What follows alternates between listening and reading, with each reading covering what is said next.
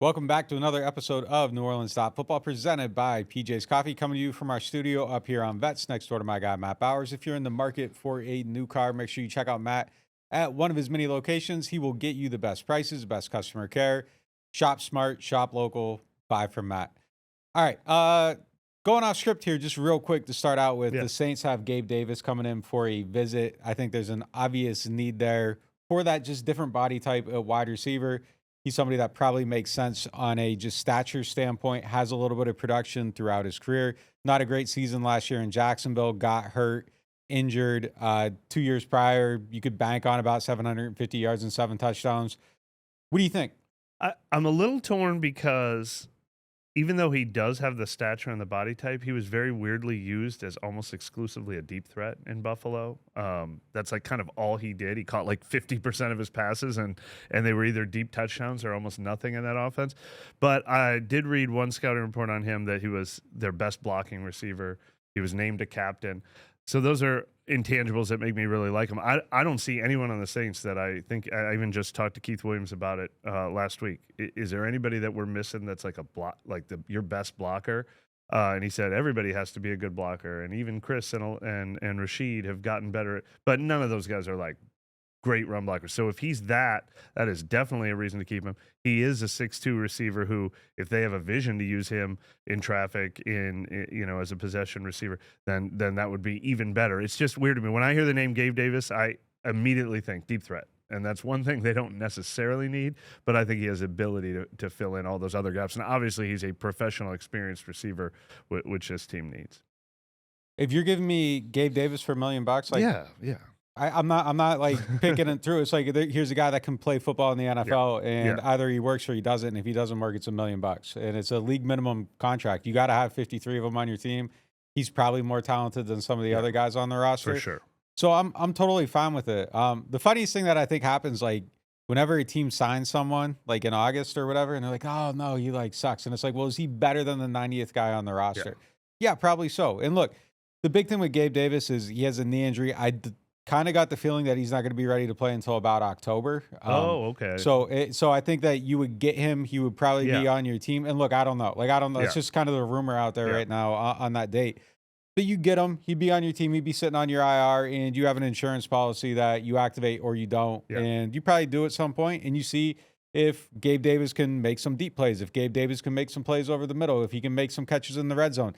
And if the answer is no, you just cut him, and then you bring somebody up from the practice squad. But at this point, like I feel like he's probably capable of being someone's fifth best receiver, probably a lot of teams' fifth best receiver. And that gamble's absolutely, it's we're a 12 league minimum months contract. removed from him being looked on way more favorably than Brandon Cooks, the number 3 receiver. I mean, he should be able to breathe down Brandon Cooks' neck, or at least make Brandon Cooks earn that job. I mean, he just signed a 3-year, $39 million contract a year ago. So there's obviously real potential there. And same for Donovan Peoples-Jones. Like he could be the best veteran addition of the offseason, and that wouldn't be crazy. Like MVS coming in late last year. Just because the league picks over you doesn't mean you're still not good at football. That's a good point. Yeah, MVS is a good example, like someone where people are like, no, and then it's like he's fine. Yeah. And if he doesn't do anything, who these are the gambles that I think a team in this situation should be taking. Like I almost prefer the $1 million gamble on Gabe Davis over $8-9 million gamble on Keenan Allen, because like I don't know that it's really about like necessarily trying to max out. It's like, yeah, try to do enough, like do a couple little things, save your money, don't spend it. If you can get $1 million hit here, great. Now, if you feel like Tyler Shuck, Spencer Rattler can't develop without that type of player, or you're putting them in a major hole, then I think you go invest in Keenan Allen. But like if you just view this as something like it'd be nice to have it, but there's a way around, then go with the cheapest option, save your cap money, pay down your debt, and just be thinking about the future more so than right now. But I'm all in on the idea of anybody in this realm. He just turned 26 years old in April too. So like, it's kind of like take the 1-year flyer on the guy, and maybe he likes it here, maybe you like him, and then maybe he's part of the future too. That's definitely an added bonus. Yeah, and just for clarity, he has $11.5 million guaranteed from Jacksonville, subject to offsets, which basically means a team would have to pay him $11.5 and $1 for them to like get Jacksonville off the hook. No one's going to pay him $11.5 and $1. So he's going to get the league minimum. and that basically allows you to get a player for free. He rehabs, and you see if there's upside. So I think it's a sensible move if they feel comfortable with the knee and feel like he's going to be healthy at some point. The season is long. If he's healthy for November, December, great. If he's not, oh well. You're really not out any real money. You gotta have X amount of guys on your team, and if he's sitting on your IR, nothing lost there. All right, 6'2" receiver from Central Florida. They've had a void ever since Traquan left. yeah, yeah. Different, like a third rounder, Traquan for $1 million is a gamble. I would have liked that too at the time too. And if it doesn't work, it doesn't work. I mean, these are the swings that I like. MVS is a very great comp. Like it works, it works. If it doesn't, it doesn't. Who cares? All right, get into our second topic, which was the first topic. Minicamp is coming up this week. We'll be back out there tomorrow on Tuesday, and the fans will be out there as well. Last look before the summer. What are you looking for to just kind of create that sense of optimism? Not necessarily like ABC. These are the things I want to see. Just like the optimistic glow. Like what would create it going into the off season for you? Look, I know we're content creators and we're trying to get clicks and stuff, and I should give interesting answers here, but I played around with this and I couldn't come up with anything that's not the most basic two answers in the world. The only things that will give me optimism about this team are health and QB play. I mean, no duh, I understand that. But look, last year we were so excited. Eric McCoy sat in this chair next to us. We talked to him out there. We talked to Cesar Ruiz out there. We talked to Taysom Hill out there. We talked to Carr. We talked to the receivers. Everybody was so excited about the new offense they were installing. The buy-in was so high. And it all got blown up because of injuries and then coaching and quarterback play and all the things that blow a team up. So I can't buy into buy-in. I can't buy into the mood. I can't buy into the energy. I get excited when I see this, when I see health, when I see the entire starting offensive line at every practice, and Chris Olave and Rashid Shaheed and Brandon Cooks at every practice, and Alvin will be there next week. Then I start to think, oh, this offense could be pretty decent when they're all out there. And then obviously QB play, we've talked about a million times if the QB play is good. But if they lose out on health and if the QB play sucks, then they're not going anywhere. So the other things can't move me. Yeah, the buy-in thing. I think I said this the other day. Like, there's a level of like jadedness, but it's also like the eyes are open now. Like just some of these like BS storylines, and like, buy-in isn't really a thing. Like when Sean Payton's the head coach, like the buy-in's just there. Everyone's gonna buy in, and then you kind of don't see it, and you like things get bad, and it's like, oh, they're bought into these coaches, and it doesn't mean anything. It means absolutely nothing. Either they go out there and play or they don't. I mean, if they aren't bought in, that's a story, but the buy-in doesn't lead to any type of success. So I'm with you totally on there. Yeah, I think it comes down to the quarterback thing. Like, you just want to see some type of progress. You want to keep seeing it. You don't want to – I think what you don't want to see is anything bad. Like, you just want them to go through it, and you don't want to see, like, oh, man, like, Tyler Shucks, like, hill is steeper than I thought it was going to be. I think if they can just, like, maintain this and keep it going, I think that would be a good thing. And, one thing that I do want to see that I think could help my – feeling about this team, and it's going to play into the next transition. So I'll transition into the next one after this. Some decent secondary play, I think, is something that I very, very badly need to see that right written down now. for the next one. Yeah, I don't want to see 85-90% of the passes completed, every single day. Like that's a little bit frightening. So yeah, going into the next one, presented by Hard Hide Punch Tool Strawberry Whiskey and the Chilton County Peach. What would create the pessimism to make you maybe, look for a bottle for comfort? It's secondary? It's so funny. So that your first topic that you sent was what would create optimism, and the second one was what would create pessimism. And my first answer I came up with health and QB play, and my second one was any injury, bad QB play. And then I added a third, bad cornerback play. Like, that is something that would – they're the biggest unknowns. I feel good about the offensive line if they're healthy. I feel good about the running backs if they're healthy. I feel good about the receivers if they're healthy. Linebackers if they're healthy. Defensive line, but we're not going to see that in minicamp. And cornerback is something that I don't add if they're healthy. That I also don't know how good they're going to be. That's a position that could go either way. Like, maybe it'll be. I mean, if Alante Taylor and Kool-Aid McKinstry take off and rise this year, Huge for this team, huge for this team's future. But that position could quickly turn into a huge worry spot if we're not seeing good play at that position. And huge for Alontae Taylor's financial future as well if he has a good season. But yeah, I mean, definitely that's been my biggest concern, and I don't really know how to equate it yet. I mean, there's a lot of passes down the field, but you're missing one of your starting safeties, a lot of stuff. Like, so when everybody's out there, does it still look exactly the same? Now, if you're kind of congesting it, and when we're doing the throw charts and everything's, in that 0 to 10 range, I'm okay with that. Like, and that's kind of part of the design of the defense is, you aren't turning your backs. You're looking forward quite a bit. You're trying to keep stuff underneath. That's fine. It's kind of like when they're spreading it out down the field, or like Spencer's hitting all these passes up the seams. It's kind of like, well, okay, this is great. Like, I really like seeing this from the quarterback.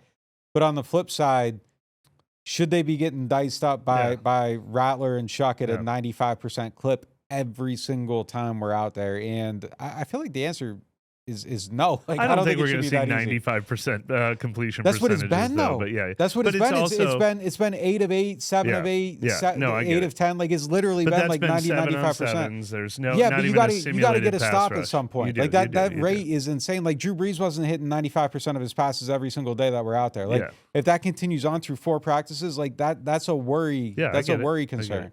But yeah, I mean, I'm just like trying to make sure people aren't too alarmed. Yeah, when it's 7-on-7s, even when it's 11-on-11, since they can't actually hit the quarterback sometimes stands back there for 5 seconds. So those better be higher percentage ratings, but it's not necessarily yet. To be fair, though, man, like we aren't seeing foul. Like, we're seeing Rattler throw the ball, 3-step drop, go. Like, he's not holding the ball. Like, there's maybe 3 passes from Shuck where I've marked down like slow on the thing. Like, stuff is happening in rhythm. It isn't fake. Like, these aren't, like, they're completing a ton of passes right now, and it's. I'm worried about it. Like, I need to see it change a little bit. I'm not ringing an alarm, but like, as far as through 3 practices, it's a consistent theme. And as when it's everybody out there, I need to see it change a little bit. Question, I mean, I think you wrote it down because you felt the same way. Oh, I'm saying, I guess what the reason I said that is I am concerned about the cornerback play. I'm just saying that I don't think we've seen I will if I don't like what I see in minicamp in the first 2 weeks of training camp, that could quickly fall. But yeah, I haven't reached a point where I'm so concerned by what I've seen already. But I certainly gonna. Like, I'm a little. I mean, it's circled. I'm concerned on paper. You're missing guys, but like, it definitely is a. It's a scary spot. And look, I mean, they've dabbled. Maybe Asante Samuel come in. I mean, I was wondering if I think they'd be in the Jair Alexander market. One of the things we like about Asante Samuel is he's super young. Jair Alexander is going to cost a lot of money. He might want a 1-year prove-it deal. I'm not sure that I would want to see the Saints add a $10 million 1-year contract, or I don't even know if that's enough to get Jair Alexander to this team. But look, that's another thing, and I think this leads to a later question, but those guys need to prove it to make sure the Saints don't. There's a lot of that is probably the one position that still has the most proven veterans waiting to sign with teams. So they do need to show it quickly. We've literally, I think, seen less than 5 incomplete passes through 3 practices. Like, it's not a like those are real numbers, real numbers that really need to look a little bit different once you get tiring. Playing next to Justin Reed, get everybody out there, have DeMario on the field like consistently. It just needs to shift a little bit. It needs to shift to some degree through these next 2-3 practices that we're going to see next week. All right, we're going to hit a quick break, and we'll be back right after this. Rouse's Markets is voted best grocery store in New Orleans, best grocery store in Baton Rouge, Mississippi, Gulf Coast, Thibodaux, Houma, Hammond, Lake Charles, Mobile, year after year. Thank you for choosing us best grocery store on the Gulf Coast. Number 1. Thank you. Thank you. The number 1 grocery store in Mississippi, Alabama, Louisiana. 1 million customers a week can't be wrong. Welcome to Rouse's. The NewOrleans.Football show is proudly presented by PJ's Coffee. PJ's Coffee has some of the best drinks that you can find. They have locations all over the city. They have pastries and everything else you need to get your day started. So go check them out. Hard-Hide flavored whiskey, Ponchatoula strawberry, and Chilton County peaches in your favorite bars, stores, and restaurants. Hardhide Chilton County Peach Whiskey is a blend of aged wheat whiskey, light American whiskey, and fresh Chilton County peaches from Alabama's Durbin Family Farms. And Hardhide Strawberry Whiskey tells the story of a small town famous for strawberry farming. A delicious natural strawberry-infused 86 proof whiskey for whiskey lovers. Just look for the red and orange bottles in your favorite stores, bars, and restaurants.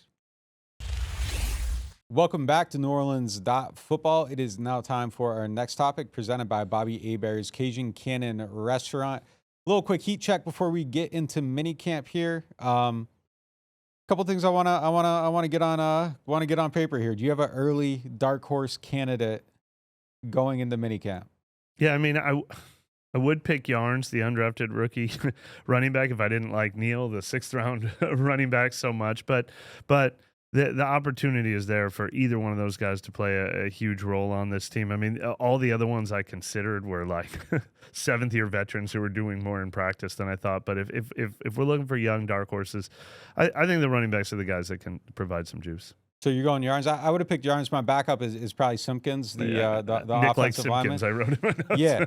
So I'll go with him. He just moves well, and he's getting kind of high reps. We haven't seen him actually block, but when they're out here doing things, doing these running drills, guys running into space, like he's often leading the charge. So just based on like an athletic profile, he's a guy that stands out. But I like, if I had to pick one right now, Yarns would be the one that I would put my money on. He's getting high reps. He's at the right end of the field, while Neal's at the wrong end of the field. You go through the stats, he's catching passes at a higher rate than other guys. Like he's somebody that has stood out 3 practices. Yeah. But Alvin he's hasn't definitely been there yet. We were talking the other day during practice about how we're seeing more from Clyde Edwards-Helaire than I expected. He was kind of an afterthought for me, and I'm like, I mean, no, and obviously Kendrick Miller's on this team, but running back too is kind of wide open. It's a lot of guys competing for that role, but the opportunity is there to play a big role on this team. Yeah, no doubt about it. Who are the guys you're looking at that got to show something? They need to make the team, got to see something, they got to stick. There's probably more interesting guys to talk about in this category, but the first one I saw, because yet again, standing there watching practice with an injury, I mean, the clock is ticking on Nick Saldiveri for me. I mean, that's a good pick. We don't talk about him a ton, kind of because he's not super important to this team. They've kind of already moved on from him, especially with all the people they signed this offseason. He might even show up with a 3rd string during minicamp or training camp. But, man, they traded up and took him with the first pick of round 4. He's 1 pick away from being a 3rd-round pick. And he's been as frustrating as Kendrick Miller or anybody else who hasn't produced from these recent draft classes. He's probably the best pick on all of them. He's probably the guy with the target on his back right now that really needs to show something. Going back to the first one, I think like the running back depth chart, like I think there's a name there that's going to get cut. Yeah. I don't know who it's going to be, but I think it's all of them. Can't be the odd man out there. Yeah, I think someone that we know is going to end up not being on the team. And I think there's like a decent little battle at wide receiver, like behind the top 3 guys. There's a little cluster of people there. Some known names, you got Peoples-Jones, Mason Tipton, Kevin Austin Jr. If Gabe Davis factors into that mix a little bit later down the line, there's a handful of people that I think really got to do something to try to get on the team. No question. And I think that's where the battle is. Like, I'm trying to think of anywhere else. Especially, the 2 positions where they're looking at veteran free agents, cornerback and receiver, are you better show it quick. Otherwise, they sign Asante Samuel. Otherwise, they sign Gabe Davis. I mean, they already brought in Donovan Peoples-Jones, but they brought in Asante too. Yeah. Yeah, they've actually already signed Donovan Peoples-Jones. Like those guys, the other people, Isaiah Foskey's another guy's considered for this list, but like those guys technically have training camp in the preseason. There are some guys that need to like show something quick. Otherwise, they might sign someone on July 1st. So corner and receiver are probably the 2 positions where that's happening. Who's the guy that you think is going to have the biggest breakout? Does Rashid Shaheed count? Breakthrough, whatever you want the word to be. I just love the way I've been seeing him get used in practice. I feel like during those 7-on-7s when they're catching a lot of passes, it's in traffic. It's run after the catch stuff. It's not just go deep stuff. And it just always makes me wonder, what does Rashid Shaheed look like if he stays healthy and gets used by an offense that uses him better than he's been used in the past? Or and I shouldn't say it's just coaching. It's him too. Like I said, I talked to Keith Washington. The first thing he said is he needs to prove he can work in traffic. Like, So it's on him too, but there is still so much untapped potential there. Like, he's a guy who could leap into another category of how he's thought of in this league, I think. I'm gonna say something here, and I don't want to say it, but like I really believe it. Like I think Kendrick makes the team, and if he gets like 300 yards, he's doubled his production. Sure. So, like, the bar isn't that high, the talent's crazy. I don't know how you can have that type of runner on your team and not find 3 plays that work for him. Like, even when he's not doing the right things on the field assignment wise or whatever, you put the ball in his hands and he gets a 9-yard run. Like, I just, you got TJ Paginetti here. Like, you have all these guys, all these people that are like smart, have designed good football, have designed good offense. TJ was around one of the best running offenses in the league. I don't understand mentally. Like, I can't get it in my head why Kendrick Miller can't have like a set of plays and you can't teach him to block a couple things enough to where you can put him on the field and it's not a dead giveaway. And even if it is a dead giveaway, it just feels like he should be able to get some production, some yardage. I still believe. This is the first answer of the day again. Like, I've just been burned. Like, Kendrick Miller was the answer to this question last year. It is. Hey, they brought in this new offense. Who's going to benefit most? Kendrick Miller. Like, who are you most excited to see in this new offense? Kendrick Miller. Who's your breakout candidate? Who's your fantasy tip? Kendrick Miller. And he's not a fantasy tip. But no, I mean, he was like. No, I mean, like this year, yeah. Like, and so I have to see it, but you're 100% right. Even last year, which was a disastrous season for him, every time he touched the ball, it was a 9-yard run, and then he got pulled off the field or he got hurt. Like, you're right. It's an indictment on coaches if they can't figure out how to use that in some form or fashion.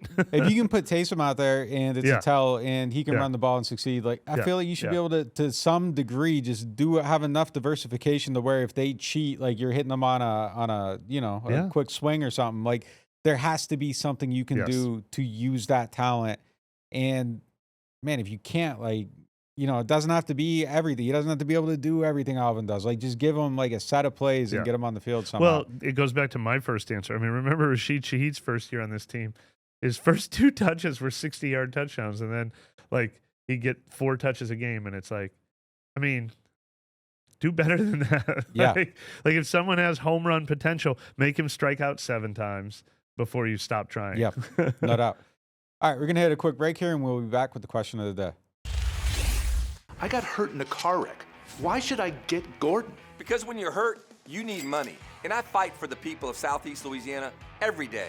I got a client who injured their neck in a car wreck, $250,000. Another client was hit by a big truck and needed back surgery. I got them $700,000, and they deserved every single penny. That's what I'm talking about. Why wouldn't I get Gordon? If you've been hurt in a car wreck, just call me, New Orleans. Get it done. Call 504-800-8888. You ever take a bite of something and immediately think, yeah, I'm coming back for this? Bobby Hebert's Cajun Cannon Restaurant just added some new dishes, and man, they crushed it. The shrimp and crawfish pistolets, golden and stuffed with bold Cajun flavor. Fried oyster tacos, crispy, fresh with the perfect kick. And the soft shell crab Alfredo, creamy, rich, and absolutely worth the order. They're open 7 days a week, and they deliver late. Bobby Hebert's Cajun Cannon Restaurant. Delicious food, superior service. Attention Saints fans, don't let pests and termites invade your home field. Trust the team at Red Pest Solutions to tackle those unwelcome visitors. Call the Red Man today for unbeatable pest and termite control. Score peace with no pest. Visit redpest.com, REDDPEST.com. Here at the Queen Casino, indulgence knows no bounds. Prepare your taste buds for an extraordinary culinary journey. Start your day at Capital Coffee. Craving something different? 3 Walks Noodle Bar offers a tantalizing selection of Asian delights.